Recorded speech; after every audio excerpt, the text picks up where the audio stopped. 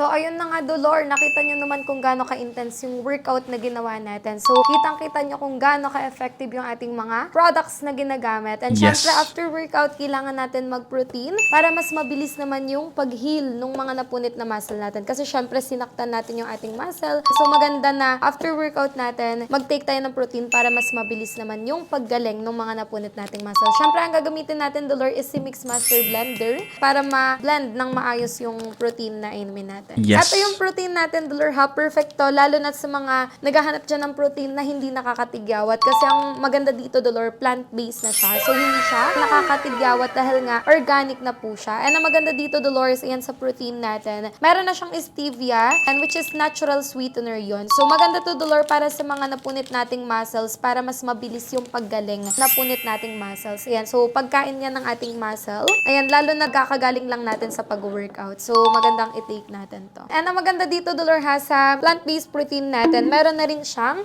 vanilla caramel flavor. So, perfect, napakasarap. So, ayan, Dolor, yung ating Mixmaster yung gagamitin. So, maganda dyan, Dolor, ha, sa Mixmaster din natin, 40 seconds yung time niyan, and then tsaka siya mag-i-stop. Perfect tong protein natin, Dolor. Meron na siyang pea protein and tart cherry powder. So, plant-based na yan. Actually, Dolor, meron na tong kasama si Mixmaster na straw. Pero mas bet ko siyang iniinom ng, eto, nasa cup. That's pretty good. So,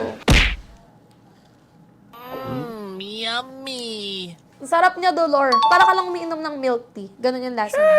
So, ayun lang, Dolor. Maraming salamat sa panonood. Kaya kung ako sa inyo, Dolor, ha, bumili na kayo ng mga products natin. And see you on next vlog. I'm Dolor Rose. Thank you for watching and goodbye.